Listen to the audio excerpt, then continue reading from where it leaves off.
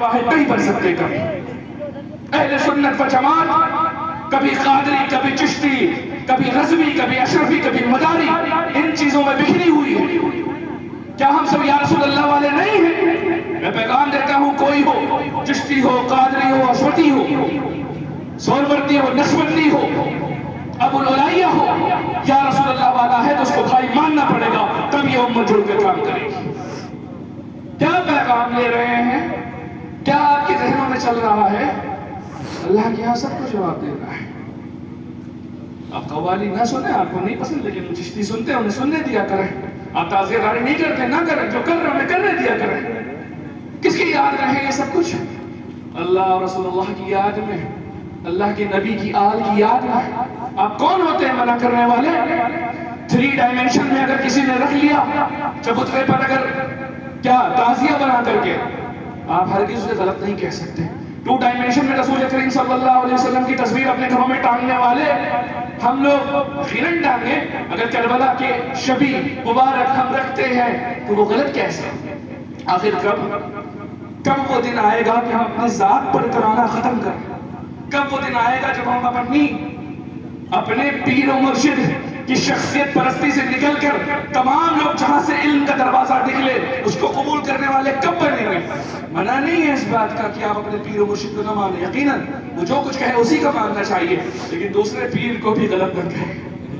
آپ آل رسول ہیں، آپ آپس میں بھائی ہیں، آپ انصاری ہیں، آپ کسی بھی برادری کے ہوں، لیکن آپ کے لیے جو سب سے مضبوط رشتہ ہے نا وہ رسول کریم کا امتی ہونا ہے. اگر اس گاؤں کے اندر یا اس محلے کے اندر آپ ذات اور برادری کے نام پر آپس میں بٹے ہوئے ہیں تو خدا را ایک ہو جائے، ابھی بھی ایک ہو جائے. وقت یہ ہے کہ ہم اللہ کے نبی صلی اللہ علیہ وآلہ وسلم جو فروز محشر اٹھایا جائے گا، تو تمام امتیوں پر یہ امت گواہ بنا کے اٹھائی جائے گی. کس طرح؟ حضرت موسیٰ علیہ السلام نے اپنی قوم کو جو پیغام دیا جھٹلایا گیا. حضرت عیسیٰ علیہ السلام نے اپنی قوم کو جو پیغام دیا جھٹلایا گیا.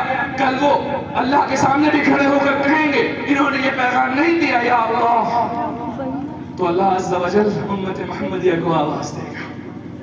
وہ کہے گا انہوں نے جو کہا، کیونکہ تم اس وقت کی امت ہو، تم سے پہلے گزر چکے ہیں، جو کچھ انہوں نے کہا وہ قرآن میں لکھا ہوا ہے. کیا یہ پیغام نہیں پہنچایا حضرت موسیٰ علیہ السلام نے؟ تو تم امتی، تم اور ہم اٹھ کر کے یہ بات کہیں گے نہیں، اللہ عز و جل پروردگار عالم حضرت موسیٰ علیہ السلام نے جو پیغام آپ نے دیا تھا وہ پہنچا دیا ہے. یہ جھٹلانے والے لوگ ہیں، انہوں نے جانے کے بعد ان کی زندگی میں اس کو ملا کر کے ملاوٹ کر لی، وہ شریعت باقی نہیں رکھی، یہ غلط کہہ رہے ہیں. ہم امتی جا کر کے گواہی دیں گے. اور پتہ ہے ہم امتیوں پر کون ہوگا؟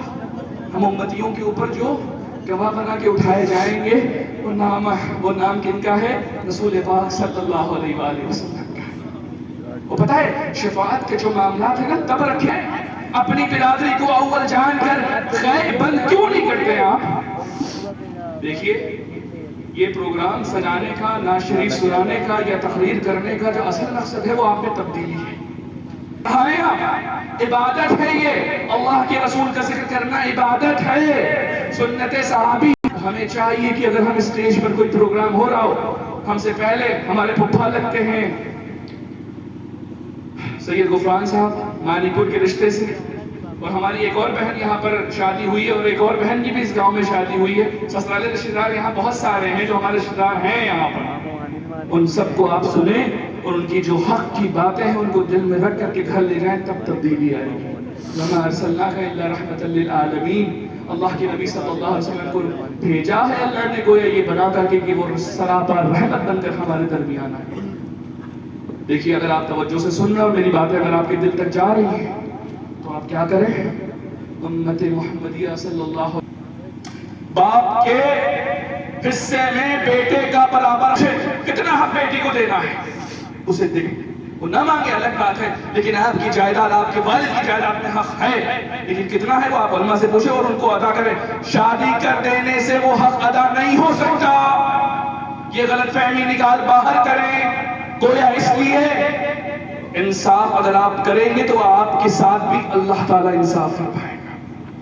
اگر آپ نے اپنے گھر والوں میں کسی کا حصہ زیادہ لیا زمین و جائیداد دنیا کی متاع ہے، لیکن اللہ تعالیٰ انصاف والا ہے، تو اس لحاظ سے آپ کو چاہیے کہ اپنے گھر کی پراپرٹی کا جو بٹوارا ہے نا، وہ حق کے ساتھ کیا کریں۔ اور